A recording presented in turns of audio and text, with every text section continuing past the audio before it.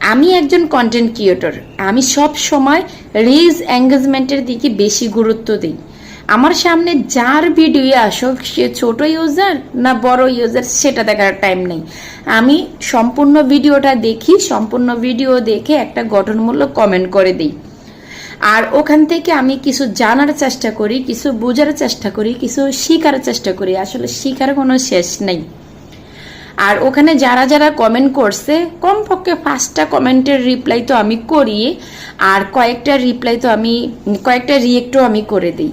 আলহামদুলিল্লাহ আমার আইডি কিন্তু রিচ এঙ্গেজ সব কিছু ঠিক আছে, সব কিছু ভালো আছে। হয়তোবা আমি এভাবে নিয়ম মেনে কাজ করি বিদায়ী আমার সব কিছু ভালো আছে।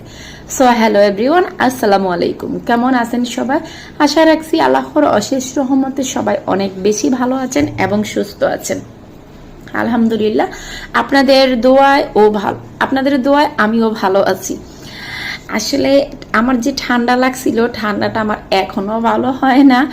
আর কথা একদম মানে নাক থেকে বাইজা বাইজা আসে আর কি। সব একটু ক্ষমার দৃষ্টিতে দেখবেন। ভিডিওটা ছিল গত শুক্রবারের। আমি এতটাই ব্যস্ত যে আমি ব্যস্ত বলতে আমি লং ভিডিও নিয়ে তেমন একটা কাজ করি না, যা কাজ করি শর্ট ভিডিও নিয়ে। কারণ 11 সেকেন্ড 12 সেকেন্ড 15 সেকেন্ডের ভিডিও আমার আপু ভাইয়ারা দেখতে চায় না। আর লং ভিডিও নিয়ে কাজ করলে আর কি দেখবে। তারপরও ফেসবুকে যেহেতু আসি, ফেসবুকের প্রত্যেকটা গাইডলাইন মেনে কাজ করার চেষ্টা করি। ফেসবুকের গাইডলাইনে যেহেতু আছে লং ভিডিও দেওয়ার, তাই লং ভিডিও দিতেছি। আপনি নতুন ফেস খুলছেন, নতুন ফেস খুলেই ভিডিও ভাইরালের আশাতে স্বপ্ন দেখছেন। আরে বোন, প্রথম অবস্থায় কিন্তু ভিডিও ভাইরাল না, কমেন্ট ভাইরাল করতে হবে।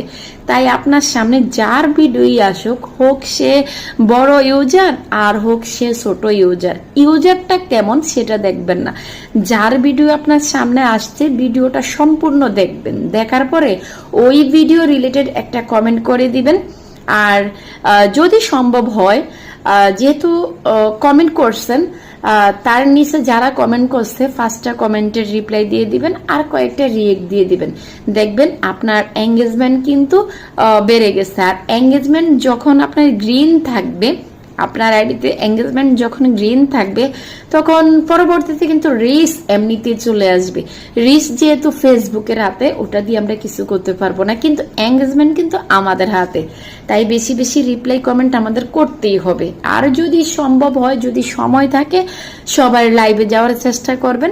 লাইভ থেকেও কিন্তু অনেক ভালো ভালো ফ্যান ফলোয়ার আসে। যাই হোক, এখানে আমি কথা বলতে বলতে অনেক কাজ করে নিলাম, রান্না বান্না করে নিলাম।